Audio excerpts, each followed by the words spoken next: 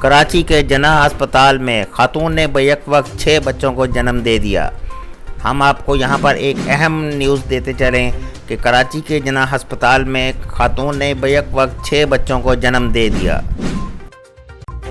تفصیلات کے مطابق کراچی کے علاقے کالا پل کی رہائشی حنا زاہد جناح ہسپتال کی گائنی وارڈ میں چیک اپ کے لیے آتی تھیں۔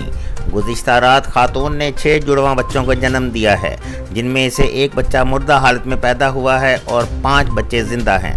جناح ہسپتال شعبہ امراض زچہ بچہ کی ڈاکٹر عائشہ وارث کا کہنا ہے کہ بچے نارمل ڈیلیوری کے ذریعے پیدا ہوئے۔